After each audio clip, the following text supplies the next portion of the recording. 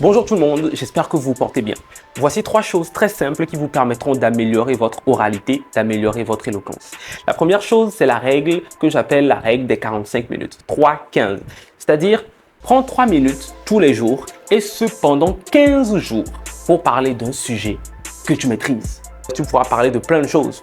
Parler de ta personnalité, parler d'un sujet professionnel, parler d'un sujet intellectuel, parler d'un sujet historique. Si tu ne sais pas exactement ce que tu vas vouloir dire, prends ton CV. Sur ton CV, il y a plusieurs rubriques. Il y a la rubrique formation, il y a la rubrique expérience professionnelle, il y a la rubrique autres, il y a la rubrique distinction et prix. Tu prends ces rubriques et tu y consacres 3 minutes tous les jours. Si aujourd'hui tu parles de tes formations, tu as certainement, par rapport à ton parcours, ton lycée, ta licence, ton master, etc. Ça dépend bien évidemment de à quel niveau tu te situes sur le plan scolaire. Donc, chaque jour, tu consacres 3 minutes par rubrique. Ça peut être un bon début. Fais comme si tu étais en face d'un recruteur qui te pose des questions sur ton parcours, qui te pose des questions sur une rubrique particulière. Et donc, consacre ces 3 minutes-là tous les jours à cette rubrique afin d'expliquer la chose de la meilleure des manières. Tu verras que la première fois, le premier jour, ce sera compliqué, ce sera assez complexe pour toi, d'autant plus que ce sera quelque chose, un exercice assez improvisé pour toi. Bien évidemment, c'est toi qui as vécu la chose, mais il y a une différence entre le fait de vivre une chose et le fait de raconter ce que nous avons vécu. Mais quand même, c'est important que tu te donnes à cet exercice-là. Donc, pendant les 3 minutes, tu expliques en long et en large, de manière assez concise. Les 3 minutes sont là pour que tu puisses être assez concis et précis, en tout cas dans ton explication. Et donc, chaque jour, pendant les 15 jours, tu prends une rubrique et tu expliques.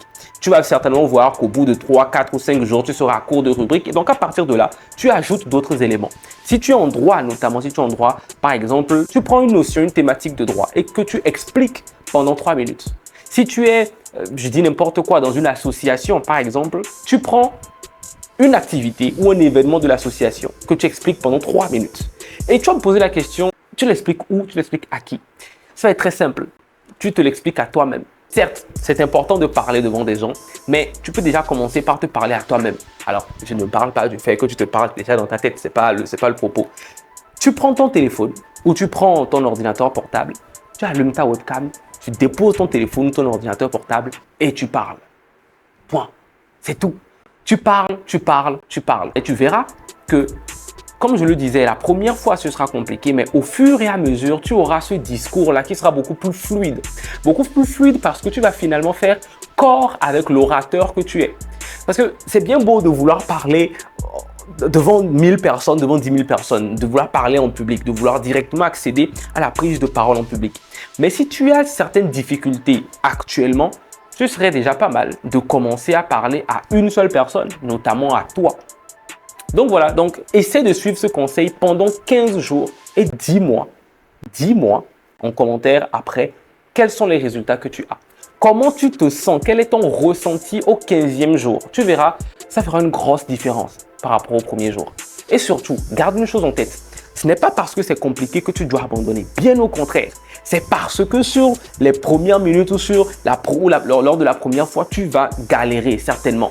La première fois, tu te diras même que c'est un exercice qui est relativement stupide. Mais n'abandonne pas. Au contraire, prends ton courage à 8 bras. Si tu t'appelles Shiva. Bref, prends ton courage à 2 mains et fonce. Parle, explique, sois concret, sois précis. C'est comme ça que tu deviendras un meilleur orateur.